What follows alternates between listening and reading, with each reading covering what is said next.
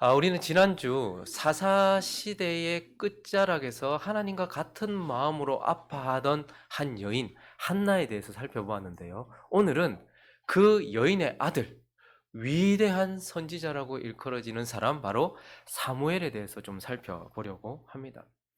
먼저 사무엘은 레위지파 사람이다, 고앗 자손이다 이렇게 말을 하고 있어요. 사무엘상 1장 1절을 시작하면서 에브라임 산지 라마 다임 소빔에 에브라임 사람 엘가나라 하는 사람이 있었는데 그는 여로함의 아들 엘리후의 손자 도우의 증손 숲의 현손, 그래서 특별히 성전 기물을 만지던 높은 지위에 있었던 레위지파 고앗 자손의 아들로, 엘가나의 아들로 그가 태어났다 이렇게 말하고 있어요. 그러니까 사무엘은요, 나면서부터 하나님께서 구별하신 사람이었다라는 거예요. 레위지파 사람으로 나게 하심으로써, 고앗 자손으로 나게 하심으로써 하나님께서 처음부터 구별하셨던 사람이다 이렇게 말씀하고 있습니다. 그리고요, 사무엘은요, 하나님께서 나면서부터 구별하셨지만 그의 어머니가 그에게 동의도 구하지 않은 채 그를 하나님께 드림으로 인하여 그는 처음부터 나실인이었다 이렇게 얘기합니다. 11절을 한번 볼까요? 1장 11절을 보시면 그의 어머니가 서원을 합니다. 만군의 여호와여, 만일 주의 여종의 고통을 돌보시고 나를 기억하사 주의 여종을 잊지 아니하시고 주의 여종에게 아들을 주시면 내가 그의 평생의 그를 여호와께 드리고 삭도를 그의 머리에 대지 아니하겠습니다.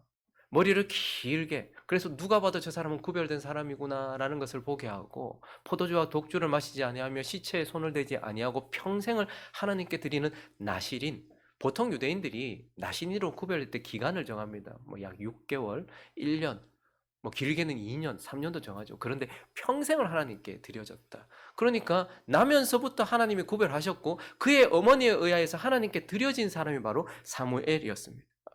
그리고 사무엘은요, 진정한 사실 삼손, 진정한 사사, 마지막 사사라고 할 수 있습니다. 여러분, 사사기의 마지막 12번째 사사가 누구였습니까? 삼손이었습니다. 그런데 그 삼손은요, 거룩하게 구별되지도 않았어요. 거기다가 하나님의 백성들을 블레셋이나 압제로부터 건져내지도 사실 못했습니다. 그런데요, 사무엘은 어떻게 합니까? 사무엘은 사무엘 7장으로 가보실까요?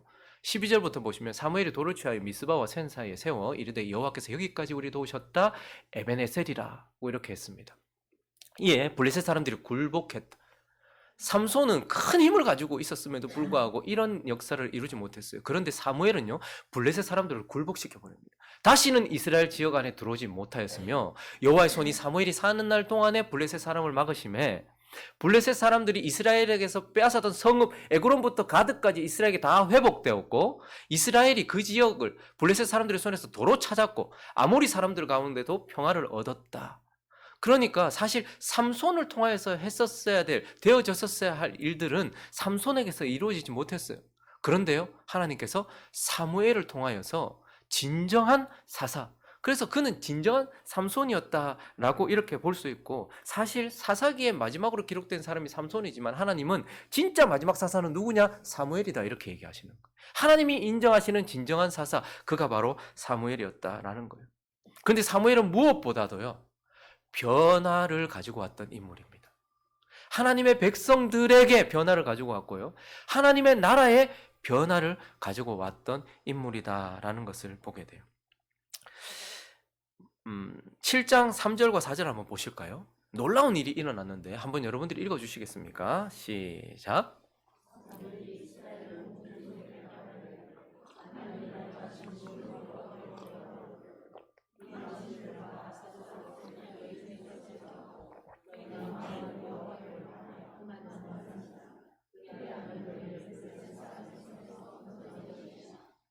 이에 이스라엘 자손이 바알들과 아스다롯을 제거하고 여호와만.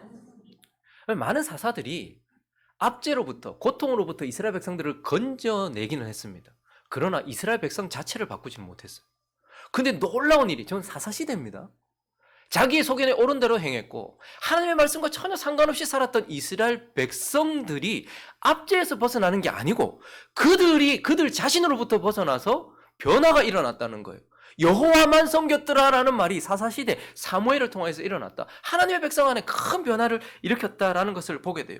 그리고요, 사무엘상 10장으로 넘어가 보시면 24절에 보시면 사무엘이 모든 백성에게 이르되 너희는 여호와께서 택하신 자를 보느냐? 뭐냐면 왕을 세운, 하나님 나라의 왕을 세운 장면이에요. 모든 백성 중에 짝할 리가 없느니라. 사울이 머리 하나 더 있었잖아요. 모든 백성이 왕의 만세를 외쳤다. 사무엘이 어떤 사람이었냐면 사사시대의 문을 닫고요, 왕정시대의 문을 열었던 사람입니다. 사사들은 지역적으로 이 지역에 있었던 사사가 일어나기도 하고 동시에 사사가 일어나기도 하고요. 그래서 잠깐 있다가 사라졌던 사람들이에요. 그런데요, 하나님이 이 사사 시대를 닫으시고 사무엘을 통하여서 하나님이 선택하신 왕을 통하여서 이제 나라 전체를 하나로 통일하여서 다스리시는 하나님의 나라에 큰 변화와 부흥을 가지고 왔던 사람, 그가 바로 사무엘이라는 거예요. 그러니까 사무엘은요, 하나님의 백성들의 내면과 그의 삶과 그리고 하나님의 나라의 변화를 가지고 왔던 놀라운 변화의 사람이다라는 것을 우리는 보게 되고, 이제 이러한 변화를 일으킨 인생 사무엘의 삶에 담겨있는, 그의 삶 속에 담겨있는 키워드가 뭔지, 도대체 그는 어떤 삶을 살았기에, 그의 삶 속에 뭐가 담겨있기에 이 놀라운 일들을 이루었나. 특별히 우리가 그렇게 원하는 것 있지 않습니까? 나의 변화 뿐만 아니라 내 주변의 변화, 내 사랑하는 남편과 내 아내의 변화, 내 자녀의 변화, 우리 교회의 변화, 이 지역의 변화, 이런 것들, 우리가 지역에서 살고 있으면서 또 몸담고 있는 회사, 이런 지역의 변화, 이런 것들을 원하지 않아요. 그런데 그것을 이루었던 사무엘의 삶 속에 도대체 뭐가 있었기에 그런 일들이 일어났는가? 우리는 하나님께 주시는 교훈을 한 두 가지 살펴보려고 합니다. 물론 더 많이 있겠죠. 오늘 두 가지를 살펴보려고 하는데, 그 첫 번째, 변화를 가져왔던 사무엘의 삶 속에 있었던 그 첫 번째는 바로 기도다, 이렇게 말하고 있습니다. 그러면 성경은 사람들은 사무엘을 선지자였다 이렇게 말하고 있습니다. 사무엘상 3장 19절부터 20절 보시면 사무엘이 자랐어요. 오늘 본문 말씀이죠. 여호와께서 그와 함께 계셨어요. 그의 말이 하나도 땅에 떨어지지 않게 하셨을 때에 단에서 보엘세바, 우리로 말하면 할라에서 백두까지, 단에서 보엘세바까지 온 이스라엘 모든 사람들이 사무엘은 뭐다? 여호와의 선지자로 세움을 입었다 라고 다 인정했어요. 그러니까 사무엘은요, 선지자였습니다. 근데 또 동시에요, 사무엘은요, 좀 더 내려가 보시면 7장 10절에 보시면요, 사무엘이 번제를 드렸다 이렇게 얘기합니다. 블레셋 사람들이 이스라엘과 싸우려 가까이 오매 사무엘이 번제를 드렸기 때문에 그날에 여호와께서 블레셋 사람에게 큰 우레를 받아서서 그들을 어지럽게 하시니 그들이 이스라엘 앞에서 패했다 이렇게 얘기합니다. 번제를 드린다, 제사를 드린다, 누구의 역할입니까? 제사장이에요. 그러니까 사무엘은요, 선지자였어요. 근데 또 성경은 그를 제사장이다 이렇게 얘기합니다. 초대 왕으로 세워졌던 사울도 그 이후에 어떤 왕들도 할 수 없었던 제사를 드리는 것은 오직 사무엘에게만 맡겨졌던 일이에요. 그러니까 사무엘은 또 제사장이다 이렇게 얘기합니다. 그런데 좀 더 내려가면요, 사무엘은 진정한 사사였다 이렇게 얘기합니다. 7장 15절을 보시면요, 사무엘이 사는 날 동안에 이스라엘을 뭐 했다? 다스렸다. 선지자요 제사장이요, 그를 다스리는 사사, 그 당시에는 왕이 없었으니까요, 사사였다 이렇게 이야기를 하고 있어요. 그러나 무엇보다 성경은 사무엘을 뭐라고 얘기하는가 하면 그를 기도자였다 이렇게 얘기해요. 선지자, 그 높은 제사장, 그 위대한 사사 이렇게 표현하지 않고 사무엘을 기도자였다, 기도하는 사람이었다 이렇게 이야기하고 있어요. 그래서 우리는 사실 사무엘의 존재 자체가, 출생 자체가 기도에서부터 시작됐다는 것을 보게 되죠. 1장 20절을 보시면요, 한나가 임신하였다. 때가 이름에 아들을 낳았는데 사무엘이라 이름하였으니 이는 내가 여호와께 그를 구하였다. 그가 기도를 통하여서 사실 존재하게 되었습니다. 사무엘의 출생이 기도를 통해서 되어졌고, 그리고 사무엘이란 이름 자체의 뜻이 뭐죠? 내가 여호와께 구하였다 이렇게 얘기해요. 내가 하나님께 기도했다 이 말입니다. 그러니까 사무엘은 출생 자체가 기도로부터 시작되었고 사무엘은 이름 자체가 기도다 이렇게 얘기해요. 그래서 사무엘이요, 12장 23절에 보시면 기도를 쉬는 것을 죄라고 생각했습니다. 읽어주시겠습니까? 시작.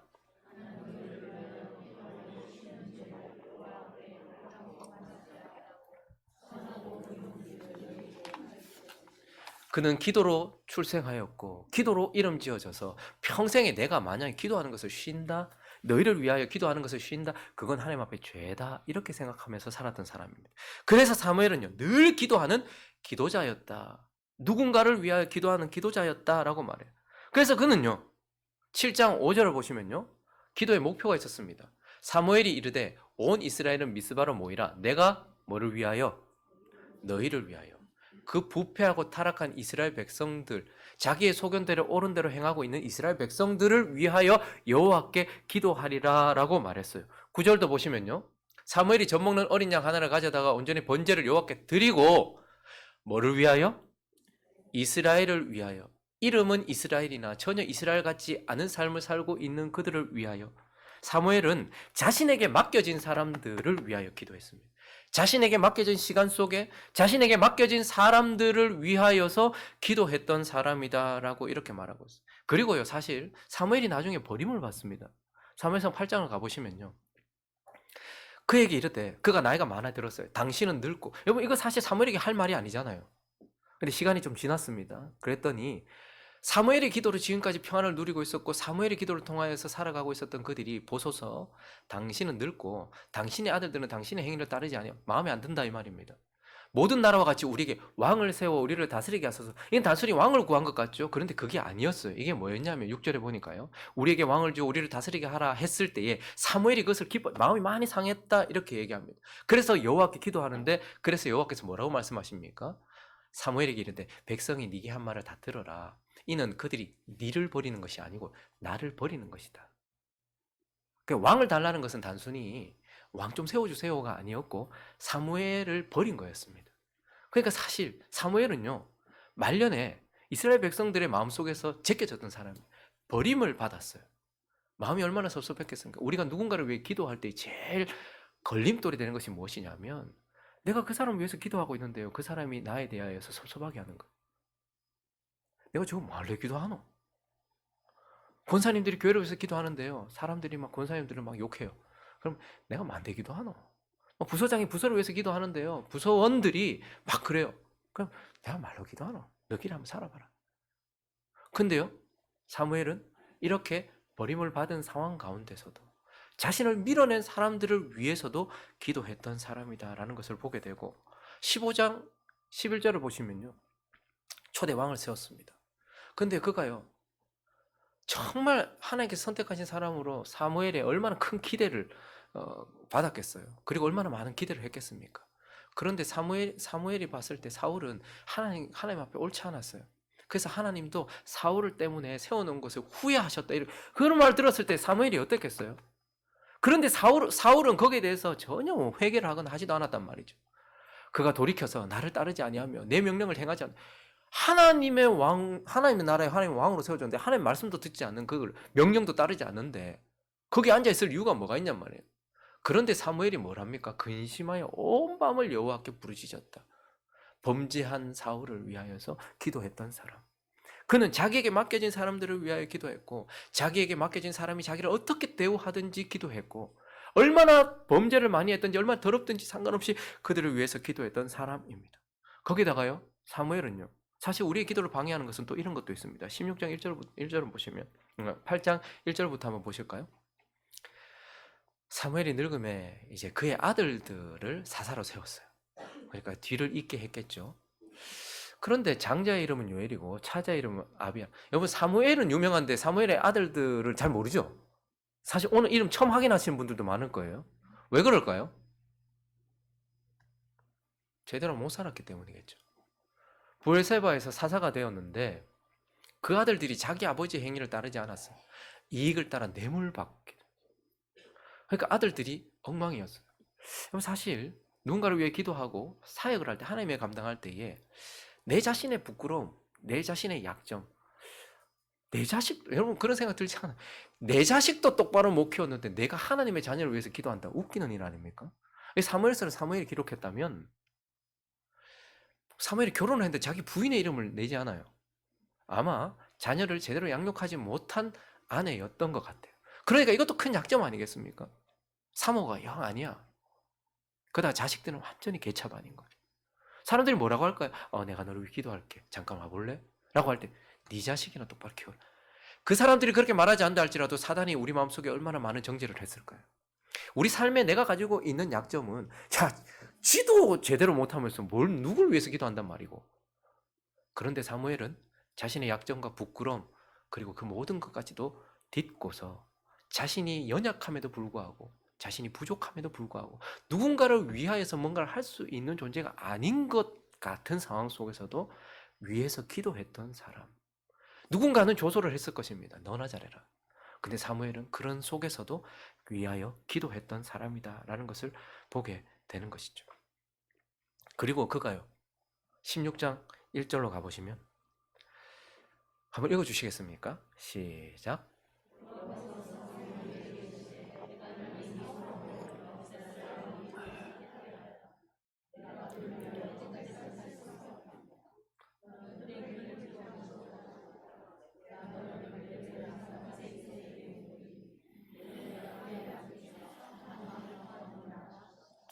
이미 사울을 버렸다고 하나님 말씀하셨고 이미 시간이 많이 지났어요. 그런데 사무엘은 뭐하고 있었다? 사울을 위해서 기도하고 있었다. 근데 그의 기도가 언제 멈추냐?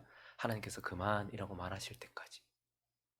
하나님께서 이제 그만이라고 말하실 때까지 끝까지 기도했던 사람이 사무엘이다라는 것을 우리는 보게 됩니다. 그래서요, 하나님은 사무엘을 기도자로 기록하십니다. 시편 99편 6절을 보실까요? 그의 제사장들 중에는 모세와 아론이 있고 그의 이름을 부르는 자들 중에는 사무엘이 있도다. 하나님이 모세와 아론은 제사장으로 기억하세요. 그러니까 하나님의 집을 섬기는 자로 기억하세요. 그런데요, 사무엘은요, 하나님의 이름을 부르는 자, 기도자, 중보 기도자로 하나님을 기록하고 계시다라는 거. 그래서 예레미야 15장 1절을 보시면 여호와께서 내게 이르시되, 그때 하나님께서 많이 화가 나셨어요. 그래서 뭐라고 말씀하시냐면 모세와 사무엘이 내 앞에 섰다 할지라도 내 마음은 이 백성을 향할 수 없다. 그러니까 그들이 기도한다 할지라도 지금까지는 그들의 기도는 땅에 떨어진 게 한 번도 없는데 지금 이들의 패역함 때문에 사무엘, 내가 중보 기도자라고 기도의 대표자라고 말했던 사무엘이 내 앞에 서서 기도한다 할지라도 나는 이 기도를 듣지 않겠다라고 말씀하시는. 그러니까 사무엘은 뭐로 하나님께서 기록하시고 기억하시는 거예요? 기도자로 기억하고 기록하는 거. 사무엘이 어떻게 그렇게 큰 변화를 일으켰나? 그렇게 큰 힘을 가지고 있었던 삼손도 하지 못했던 그 일을 어릴 때부터 구별되어 어머니 아버지의 사랑도 제대로 받아보지 못한 채 부패한 엘리의 밑에서, 그리고 그 엘리의 자식들과 함께 자랐던 사무엘이 어떻게 그 일을 할 수 있었나? 그것은 바로 기도에 있었다라고 말하고 있는 거예요. 그래서 하나님은 사실 이 사무엘을 통해서 우리도 이런 기도자가 되어야 된다라고 사실 말하고 있어요. 사무엘은 사무엘이니까 우리는 이렇게 생각하는 경향이 있습니다. 그러나 하나님은 이 사무엘을 우리에게 말씀하시는 이유가 우리도 너도 사무엘과 같은 기도자가 되어야 된다는 거예요. 왜 그럴까요? 일단 우리는 기도에 빚진 자들입니다. 여러분, 여기 앉아있는 사람들 중에 그 누구도 그냥 이곳에 온 사람이 없습니다. 우리가 이곳에 앉아있는 이유들을 아마 찾아 올라가면 반드시 어느 지점에, 가장 마지막 지점에, 가장 처음 지점에 뭐가 있을까요? 누군가의 기도가 있었을 것입니다. 그 사람이 잘 사는 사람이든 하나님 앞에 못난 사람이든 어쨌든 하나님, 저 사람에게 복음이 전해지게 해주십시오. 저 같은 사람도 그렇지 않겠습니까? 전 누군지 모르겠어요. 안모태의 집안에서 태어나서 교회에 대해서 전혀 알지 못했던 저에게 제가 교회를 나가게 되고 예수를 믿게 되고 인격적으로 하나님을 만나게 된 그 모든 것들을 거슬러 올라가면 누군가는 저를 위해서 기도했겠지 않겠어요? 그래서 제가 이 말씀을 준비하다가 누구였을까 한번 이렇게 생각을 해봤어요. 잘 모르겠는데 한 선생님이 떠올랐어요. 지금 생각해보니까 20대 초반 한 21살 정도 되는 여 선생님이었던 것 같아요. 제가 기억하는 거, 제가 그때 시골에 있을 때 플랜카드가 이렇게 붙었어요. 무슨 은행에 합격했다고, 누구의 딸, 우리 선생님이더라고요. 근데 그분이 저를 위해서 기도했던 생각이 나더라고요. 내가 어떻게, 아니 너는, 그 선생님이 그때 왜 제가 말씀드렸죠, 찬양할 때 뭐 궤도 같은 거 이렇게 막 넘기면서 하는 거 있잖아요. 근데 선생님이 얼굴도 잘 기억 안 나요. 그냥 제 마음에는 되게 예뻤던 것 같아요. 되게 참했던 것 같아요. 근데 그 선생님이 너는 하나님께서 정말 사랑하시는 사람, 교회도 제대로 안 하고 아무도 나한테 그런 얘기를 해준 적이 없는데 그 선생님이 저를 위해서 기도했다라는 생각이 들더라고요. 사실 저와 여러분이 여기 앉아있는 이유 중에 하나는 누군가의 기도의 빛으로 여기 앉아있는 겁니다. 그리고 또 하나, 저와 여러분은 제자라고 불리잖아요. 예수님의 제자. 예수님을 따르는 제자니까 예수님이 하던 대로 해야 돼. 예수님께서 가장 많이 하셨던 게 뭡니까? 예수님의 마지막 사역도 기도였어요. 예수님의 모든 사역은 기도였습니다. 예수님의 사역의 역사는 기도를 통해서 이루어졌습니다. 마지막 십자가 위에서도 기도하셨고 최후의 만찬의 자리에서도 베드로가 땅에 떨어지지 않았던 이유, 가룟 유다를 위해서는 기도하지 않으셨지만 베드로를 위해서는 내가 밀가부를 하려고, 사단이 너를 밀가부를 하려고 했을 때 내가 너를 위하여 기도했다. 그리고 그분의 기도 때문에 우리가 있었어요. 그러니 예수를 따르는 제자, 우리는 예수님처럼이라는 이 무시무시한 이 목표를 행복한 우리 교회가 가지고 있는데 말은 맨날 예수님처럼 하는데 예수님이 가장 많이 했던 것이 바로 기도였다면 저와 여러분은 이 사무엘과 같은 기도자가 되어야 된다는 거죠. 그러나 실제적인 이유가 있습니다. 저와 여러분도 이 사무엘처럼 날 때부터 하나님이 구별하신 사람이기 때문에 그래요. 베드로전서 2장 가볼까요? 그러나 너희는 택하신 족속. 사무엘이 한나를 통하여서 날 때부터 레위인으로 구별되었던 것처럼 저와 여러분이 거듭날 때부터 너희는 택하신 족속이요 왕 같은 뭐다? 너희도 제사장이다. 너희도 레위 지파다라는 거예요. 우리는 이걸 잊어버릴 때가 많아요. 사무엘이 날 때부터 레위 지파로 나서 하나님께 구별됐던 것처럼 저와 여러분이 거듭날 때부터 제사장으로 사무엘처럼 그렇게 하나님께 드려진 사람이라는 거. 그리고 우리도 사무엘처럼 한나가 사무엘을 하나님께 평생 드렸던 것처럼 저와 여러분도 예수님이 저와 여러분을 하나님께 드리셨어요. 계시록 가볼까요? 5장. 그들이 새 노래를 불러 이르되 두루마리를 가지시고 그 인봉을 땡이 합당하시도다. 예수를 향한 찬양이죠. 일찍이 죽임을 당하사 각 족속과 방언과 백성과 나라 가운데서 사람들을 피로 사서 뭐 했다? 예수님이 우리를 피로 구원만 하셨다고 자꾸 거기만 머물러요. 아, 우리가 예수 피로 구원받았어. 근데 예수님은 피로 우리를 사서 어떻게 했대요? 한나가 평생을 사무엘을 하나님께 드렸던 것처럼 저와 여러분을 하나님께 드리셨어요. 10절 있습니다. 시작.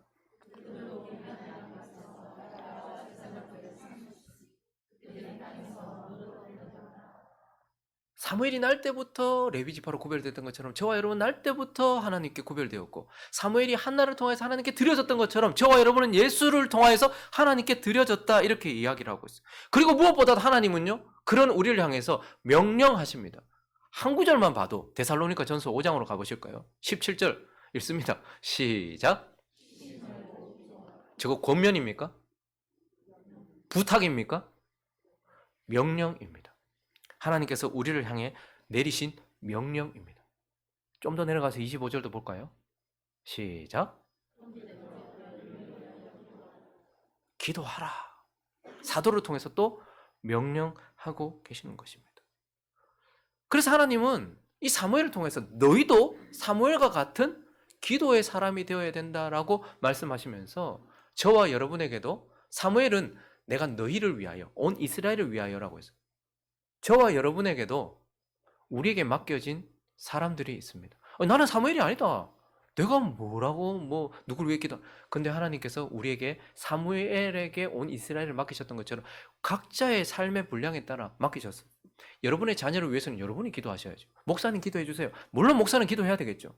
여러분의 자녀를 위해서는 누가 기도해야 됩니까? 온 이스라엘을 위해서 그 시대에는 사무엘이 기도해야 됐던 것처럼 지금 내 자식을 위해서는 내 자녀를 위해서는 누가 기도해야 됩니까? 내가 해야 되는 거예요. 내 남편을 위해서는요, 내가 해야 되는 거예요. 내 아내를 위해서는요, 내가 해야 되는 거예요. 내 부서를 위해서는요, 내가 해야 되는 거예요. 내가 기도해야 되는 거예요. 나도 사무엘처럼 어떤 부분을 맡았단 말입니다. 그래서 각자의 분량에 따라 자신에게 맡겨진 사람들을 위하여 시간이 지나면 책임이 더 커지죠. 아들 하나 있었는데 며느리 들어오니까 자식이 나고 자식이 또 자식을 놓고 교회가 10명 모였는데 15명이 되고 15명이 있었는데 20명이 되고 누군가 나한테 기도를 부탁했는데 한 사람이 기도를 부탁했는데 이번에는 이 사람도 기도 부탁을 하고 저 사람도 기도 부탁을 하고 점점점 책임이 커지겠죠. 그러나 어쨌든 하나님은 나에게 맡겨진 만큼 기도하게 하셨어요. 가장의 가장 중요한 것은 무엇이냐면 돈을 벌어서 가족들을 먹여 살리는 것과 함께 가족들을 위하여 거룩한 손으로 기도하는 것입니다. 그게 진짜 가장이에요. 나는 믿음이 약해서, 나는 예수 믿은 지 얼마 안 돼서, 나는 기도 스타일이 아니라 가지고 그게 아니고 내가 결혼을 하고 자녀를 낳고 부모를 봉양하고 어떤 무엇을 맡았다고 한다면 이제 그것을 위하여 기도하라고 하나님께서 그렇게 하신 것입니다. 그래서 하나님은 이 사무엘의 삶 속에 큰 변화, 하나님의 백성들의 본질을 바꾸고 하나님의 나라의 큰 변화를 가져왔던 사무엘에게 뭐가 있었냐? 기도가 있더라 라는 것을 우리에게 말씀해 주고 있는 것입니다. 그리고 또 하나 더 살펴본다면 두 번째는 바로 수고입니다. 그냥 수고가 아니고 그 기도를 이루기 위한 수고. 여러분, 기도가 무엇이냐 이렇게 물으면 많은 사람들이 기도를 편협하게 정의 내리고 기도에 대해서 많이 오해를 합니다. 대부분의 사람들이 기도는 뭐냐라고 말하면 필요를 구하는 도구 이렇게 생각을 해요. 틀린 말 아니죠. 내 필요를 하나님께 구하는 도구가 바로 기도예요. 그런데 그것은 일부에 불과하고 부분에 불과해요. 오히려 더 많은 부분의 기도에 대한 개념들이 있습니다. 특별히 기도는요, 하나님의 뜻을 분별하는 도구예요. 여러분, 하나님의 뜻은 밝히 드러난 것도 있고 드러나지 않은 것도 있어요. 자, 여기 지금 권사님 앉아 계신데, 하나님, 내가 저 권사님 사랑해야 됩니까? 말아야 됩니까?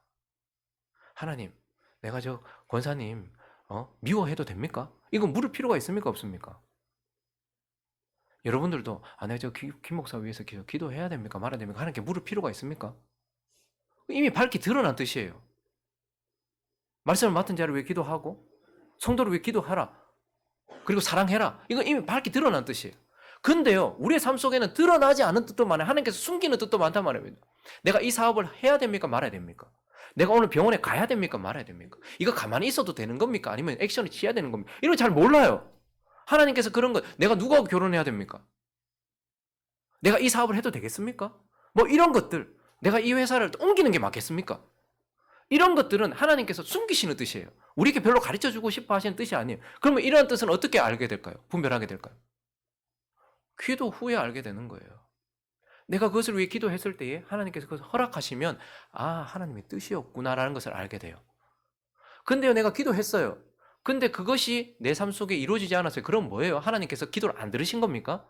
아니요. 노라고 대답하신 거예요. 그거 아니야라고. 그래서 기도는 우리 삶 속에 향하신 보이지 않는 하나님의 뜻, 가려진 하나님의 뜻을 분별하는 도구이기도 해요. 그러나 무엇보다도 기도는요, 우리 삶의 방향을 설정하는 도구예요. 우리가 뭔가 기도한다는 것은 내가 어디를 향한다라는 것을 지정하는 겁니다. 그리고요, 기도한다는 것은 이제 내가 어디에 수고를 할 것인가를 지정하는 거예요.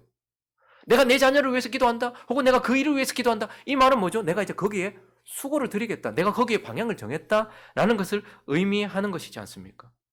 사무엘을 보십시오. 사무엘이 뭘 위해서 기도했습니까? 온 이스라엘을 위해 기도했어요. 너희를 위해서 기도했다 이렇게 얘기합니다. 그리고 나서 뭐 하는 거예요? 이제 그 기도로 온 이스라엘을 향한 방향을 설정했단 말입니다. 그리고 그의 수고를 위한 방향을 설정했단 말이에요. 그리고 나서 사무엘이 뭐 하는 거예요? 기도를 이루기 위해서 수고하는 거예요. 많은 사람들이 기도는 나를 배제시키는 도구라고 생각을 해요. 내가 기도하기 때문에 이제 나는 여기서 빠진다. 아니요. 진짜 기도는 하나님께 기도하고 나서 그 기도가 이루어지도록 내가 그 방향을 향해 나아가는 수고를 낳는단 말입니다. 그래서 사무엘을 보십시오. 그는 하나님의 백성들이 거룩해지기를 원했어요. 하나님의 백성들이 하나님의 백성다워지기를 원했어요. 하나님의 백성들이 강건하기를 원했어요. 하나님의 백성들이 축복받기를 원했어요. 그래서 어떻게 합니까? 사무엘상 7장 3절을 보시면요, 사무엘이 온 이스라엘 족속에게 말해요. 이르되 만일 너희가 전심으로 여호와께 돌아오려거든 이방 신들 아스다롯 너희 중에 제거해라. 너희 마음을 여호와께 향하여 그만 섬기라. 그리하면 너희를 블레셋 사람의 손을 건지리라. 회개를 촉구하는 겁니다.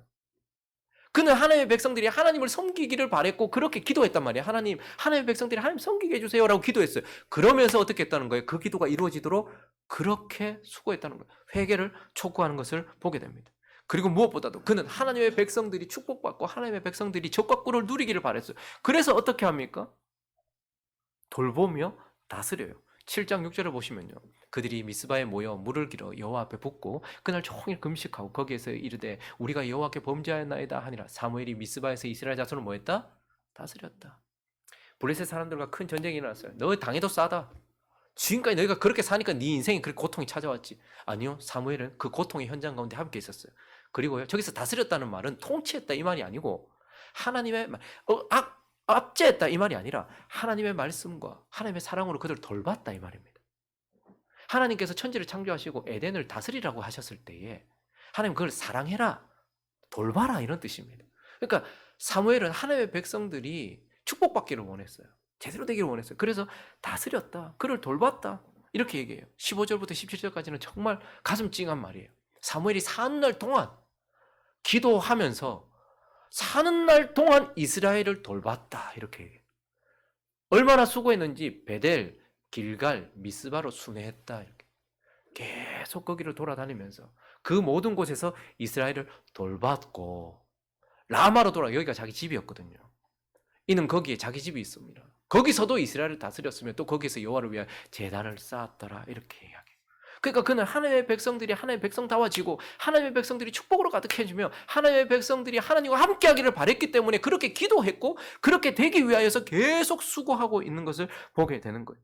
거기다가요, 그는요 그러한 하나님의 백성들의 삶의 모범이 되도록 원래 레위인들이 모범으로 이렇게 보여줘야 되잖아요. 그런데 사사기 마지막에 보면 레위인들의 삶이 엉망이잖아요. 그러니까 사무엘이 어떻게 합니까? 자신이 보여줍니다. 그냥 하나님의 말씀만 들려주는 것이 아니고 보여줘요. 그래서 사무엘상 12장 2절부터 4절까지 보시면요. 그가 이제 은퇴를 하면서 사실은 하나님의 백성들이 그를 버렸죠. 그때에 이제 왕이 너희 앞에 출입한다. 보라 나는 늙어 머리가 휘어졌고 내 아들들도 너희와 함께 있다. 내가 어려서부터 오늘까지 너희 앞에 출입 저 뗄 때부터였으니까 뭐 빠르면 3살 늦으면 5살 그때부터 오늘까지 너희 앞에 출입하였거니와 읽습니다. 4절까지 시작.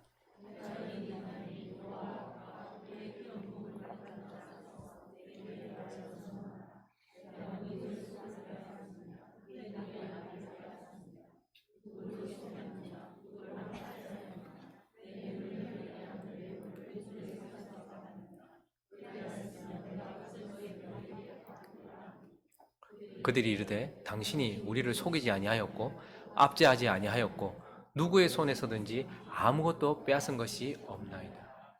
그의 평생에 하나님 앞에 모범이 되었고 이스라엘 백성들 앞에서 하나님이 구별하신 하나님의 백성들은 이렇게 살아야 돼라는 것을 몸소 보여줬던 사람, 모범이 되었던 사람입니다. 그리고 그가 하나님의 백성들을 위해서 기도했기 때문에 했던 일이 또 있어요. 가장 중요한 일인데 그가 선지학교를 세웁니다. 지금으로 말하면 신학교를 세웠다라는 것을 보게 돼요. 사무엘상 10장 5절을 보시면요. 그 후에 네가 하나님의 산이 이제 이 사울과의 대화 속에 그곳에서 블레셋 사람들의 영문이 있느니라 네가 그리로 가서 그 성읍으로 들어갈 때에 선지자의 무리가 갑자기 이런 말이 나와요. 사무엘 때부터 이런 말이 없었어요. 근데 선지자의 무리가 산당에서부터 비파, 소고, 저와 수금을 앞세우고 예언하며 내려오는 것을 만날 것이다. 이렇게 얘기해요. 선지자의 무리에 대해서 얘기해요. 자, 19장으로 가보실까요? 20절 읽어주십시오. 시작.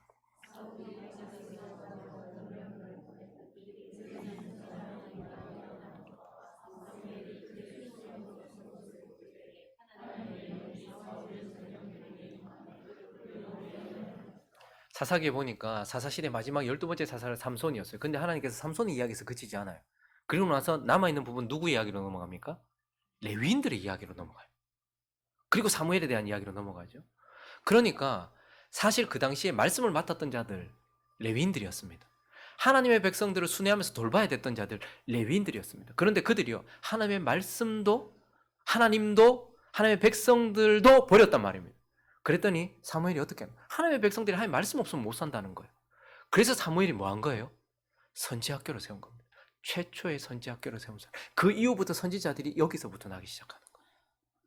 그러니까 그는 단순히 하나님의 백성들이 하나님의 말씀을 들었으면 좋겠어요 라고 기도만 했던 것이 아니라 그런데 레위 지파들이 하나님의 말씀을 버렸어. 그리고 하나님의 백성들이 레위 지파를 통해서 하나님의 말씀을 듣지 못해요. 그랬더니 어떻게 합니까? 이제는 날 때부터 구별되어 하나님의 말씀을 맡았던 그들이 버렸더니 하나님을 사랑하는 자, 하나님의 말씀을 알고 싶은 자들을 불러 모아서 어떻게 하는 거예요? 선지학교에서 예언하고 기도하고 말씀을 나누는 자, 선지학교를 세웠다 이렇게 이야기하고 있어요. 그리고 그를 버리고 세웠던 왕이 타락했단 말이에요. 그가 정말 보고 싶었던 것은 하나님이 세우신 왕을 통해서 하나님의 나라가 부흥하고 성장하는 것이었을 것입니다. 그런데요 사울이 엉망이 되었어요. 그런데 그를 위하여 기도하던 그가 이제 언제까지 기도할 거냐 그만해라 라고 말하고 난 이후에 그가 정말 하나님이 세우신 왕을 보고 싶었던 그래서 하나님 정말 진정한 왕을 보고 싶습니다 라고 기도했던 그가 나중에는 어떻게 합니까? 16장으로 가보실까요? 여호와께서 사무엘에게 이르시되 내가 이미 사울을 버렸다. 왕이 되지 못하겠다. 그를 위하여 언제까지 슬퍼하겠느냐. 그때 그건 마음 확 가슴이 답답했을 거예요. 그럼 어떡합니까? 하나님의 백성들은 이제 나를 뒤로 밀어냈고 내 자식들도 싫다고 하고 사울도 이렇게 됐는데 그럼 어떻게 합니까? 너는 뿔을 기름에 채워가지고 가라. 내가 너를 베들레헴 사람 이새에게로 보내리니 이는 내가 그의 아들 중에서 한 왕을 보았느니라 하시는지라. 사무엘이 그 말 듣자마자 내가 어찌합니까? 사울이 살아있는데 들으면 나 죽일 겁니다. 지금 나보고 또 다른 왕을 세우라는 겁니까? 여호와께서 이르시되 너는 암송아지 끌고 가서 말하기를 내가 여호와께 제사를 드리러 왔다 하고 이새를 제사에 청해라. 내가 내게 행할 일을 가르치리니 내가 내게 알게 하는 자에게 나를 위하여 기름을 부어 왕 다시 세울 것이다. 사무엘이 여호와의 말씀대로 어떻게 했다? 행했다. 이건 보통 일이 아닌 거예요. 베들레헴 사람들도 떨었어요. 뭐 때문에 오셨어요? 떨었단 말입니다. 근데요, 사무엘이 어떻다는 거예요? 하나님의 백성들을 위해 기도했고 하나님의 나라의 왕을 위해서 기도했어요. 근데 기도해서 그치지 않고 그는 어땠다는 거예요? 그 기도를 이루기 위한 수고를 했단 말입니다. 하나님이 사무엘을 통해서 우리에게도 뭐라고 말씀하십니까? 너희는 기도의 사람이 되어야 된다. 사무엘과 같다. 동시에 기도한다면 사무엘과 같이 수고하는 사람이 되어야 된다라고 우리에게도 말하고 있는 거예요. 왜 행함이 없는 믿음은 죽은 거예요? 마찬가지로 수고가 없는 기도는 헛된 겁니다. 하나님 통일되기를 원합니다라고 말하면서 항상 하나님께 기도하면서 통일을 위해서 아무것도 안 해. 그건 거짓말인 거예요. 하나님 행복한 우리 교회가 부흥되기를 원합니다. 늘 그렇게 기도하는데 그걸 위하여 아무것도 안 해. 그건 거짓말인 거예요. 하나님 내 자녀가 하나님께서 세우시는 요셉과 같이 높이 올라가는 사람이 되길 원합니다. 라고 기도하면서 욕심 때문에 그냥 세상에서 우뚝 솟기를 원하지만 그런데 아무것도 안 해. 맨날 성령 말씀 이런 것도 없어요. 수고가 없는 기도는 헛된 거예요. 동시에 기도 없는 수고도 헛된 겁니다. 기도 없이 향방 없이 막 한다 이것도 헛된 거예요. 큰 변화를 가져왔던 사무엘은 이렇게 기도하는 자였고 이렇게 그 기도가 이루어지도록 수고하던 자였다라고 우리에게 가르쳐주는 인물이다라는 것입니다. 말씀을 정리하겠습니다. 한나의 기도를 통하여 났던 사무엘처럼 예수의 기도를 통해서 났던 사도들, 그들도 이 사무엘과 같이 하나님의 백성의 큰 변화와 하나님 나라의 큰 변화를 가지고 왔어요. 예수를 통하여 났던 이 사도들이요, 회개를 가지고 옵니다. 유대인들 안에, 그 예루살렘 안에 회개의 불꽃을 일으킵니다. 그래서 하나님의 백성들이 주께로 돌아오는, 성전이 아니라 예수, 제사가 아니라 예수, 주께로 돌아오는 일들이 일어났어요. 그리고요, 로마의 황제 아래 압제를 받고 있었고 예수님 오기 전에 자기 마음대로 살아가고 있었던 그들이 이제 오신 예수, 십자가의 예수, 왕을 통하여 통치받는 하나님의 나라, 그 왕이 보내신 성령을 통하여 통치받는 하나님의 나라, 사도들은 이렇게 하나님의 백성들과 하나님의 나라의 큰 변화를 사무엘처럼 가지고 왔어요. 그러면 그들의 삶 속에 있는 아이콘은, 그들의 삶 속에 있는 그들의 키워드는 뭐예요? 사도행전 가보실까요? 마지막으로 6장 4절 같이 읽습니다. 시작.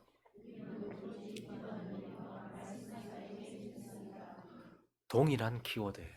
사무엘이 구약 백성들을 바꾸고 구약의 나라, 하나님의 나라를 변화시켰던 것처럼 신약에서 하나님의 백성들을 바꾸고 하나님의 나라의 큰 변화를 가지고 왔던 사도들도 오로지 많은 일과 기도하는 것, 순서가 바뀌면 안 됩니다. 기도하는 것, 사무엘이 마찬가지였던 것처럼 기도하는 것과, 그리고요, 하나님 말씀이 전파되기를 원합니다. 기도만 한 것이 아니라 실제로 말씀 사역에 힘썼다, 수고했다 이 말입니다. 돌에 맞아가면서도, 수치를 당해가면서도 수고했다 이렇게 말하고 있습니다. 제 삶 속에 제가 가장 원하는 것, 행복한 우리 교회와 이 땅을 향해서 제가 가장 원하는 게 뭐냐고 이렇게 묻는다면 저는 변화라고 생각합니다. 성도들의 삶의 변화가 일어나고, 경제적인 부분의 변화, 몸의 건강의 변화, 마음의 변화, 자녀들의 변화. 여러분들도 마찬가지 아니겠어요? 여러분들이 사랑하는 사람들이 하나님께 가까이 가는 변화, 우리 가정이 하나님의 나라로 변화되는 변화, 이런 것들을 원하지 않으십니까? 그 변화를 위하여서 할 수 있는 것이 있습니다.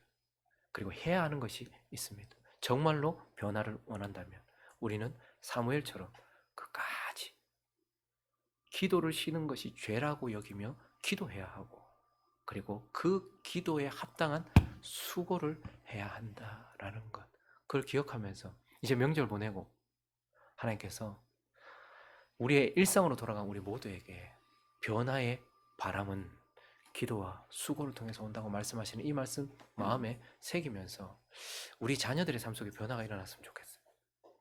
우리 주변에 있는 사람들의 삶에 변화가 일어났으면 좋겠어요. 시간이 걸리고 또 많은 수고를 해야 되겠지만 이러한 요소들이 우리 삶 속에서도 나타나서 이러한 변화를 맛보는 저와 여러분 되시기를 예수 그리스도의 이름으로 축원합니다.